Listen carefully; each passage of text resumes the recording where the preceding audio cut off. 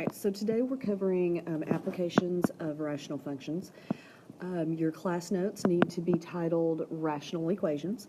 I gave the class 1 minute to do this warm-up, so go ahead and hit pause, work this warm-up, and then come back to it. Okay, excuse me. So we have, the way most of the kids worked it, was they took 210, oops, whoa, what happened there? 1 moment. Sorry about that.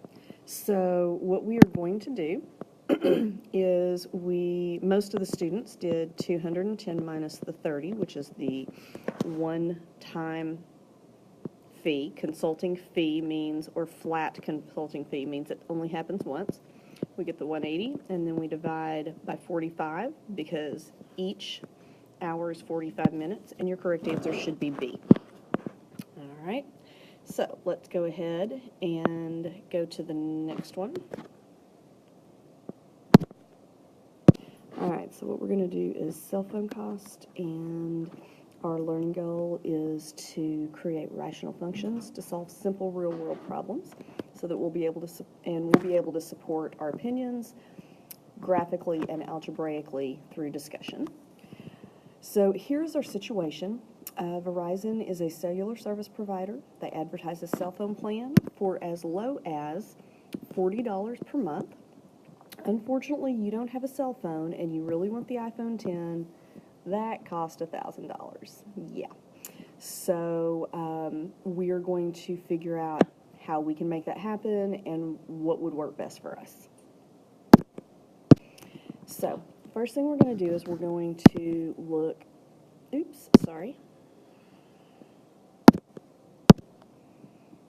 We're going to look at total cell phone cost. Okay. So I want you to look for the total cost for the plan and for the phone. Okay, for the first 2 months, then for the first 6 months, then for the first year, and then I want you to write an equation that will represent how to do that for any situation. So go ahead and hit pause, and then you can come back, turn it back on and see if you did it correctly. All right, here are the amounts you should have gotten. So for the first one, what we did was we multiplied 40 times 2 and then added the cost of the phone. Here we multiplied 40 times 6 and then added the cost of the phone. And here we multiplied 40 by 12 because there are 12 months in a year. So the number of months is the X value. Okay?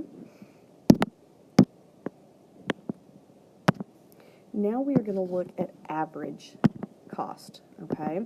Now remember, to find an average, we always take the total, which we get by adding all of our, let's say, tests, the average test score.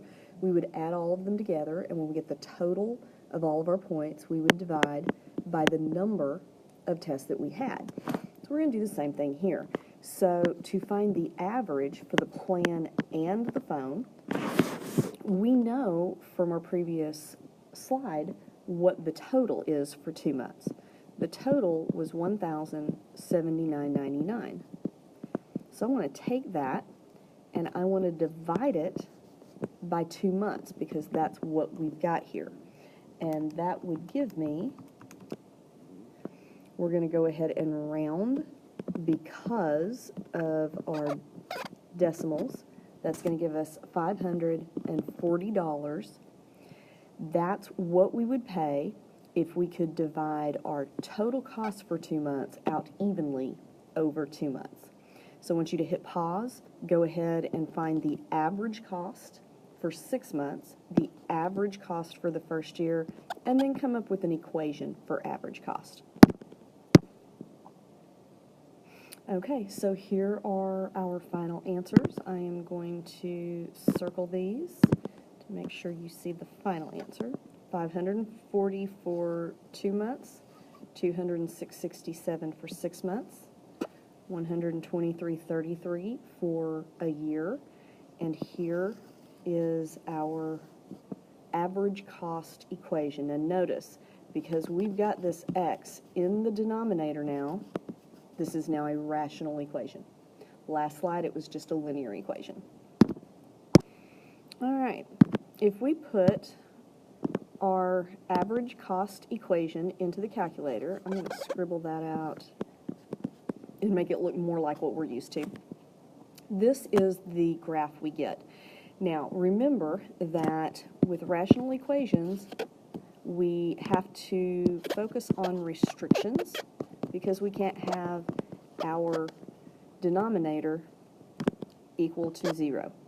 So, our restriction for this equation is x cannot equal 0, okay? Because we can't have a 0 in the denominator.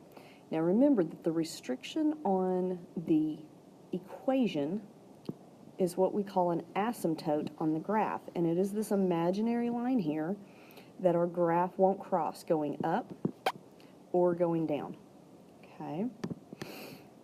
So, let's think about, we know that the x-axis represents months, and the y-axis represents money, how much we're paying. So let's look over here at this piece of our graph. Do negative months make sense in the real world? No. Does paying negative dollars, or in what that would mean was Verizon paying us money, that doesn't make sense either. So though the graph, both sides of it, actually makes sense to the equation, in the real world situation, we're only going to focus on this first quadrant because that's the only place it makes sense. All right, now, if I pick a random point here, this point right here means that at 20 months, our average cost would be $90. So this month is how many months, and this cost is the average cost, okay? So this was our last piece to Tuesday. Since we do not have $1,000 to buy the phone up front, Verizon is going to let us pay it out, not charge us any interest to do that, but we've only got $70 a month that we are able to pay. So here's our question. How many months will it take for our average cost of the plan to be less than $70? Okay, I'm going to leave you to this to work it in your notebook. We will pick it up here in class tomorrow.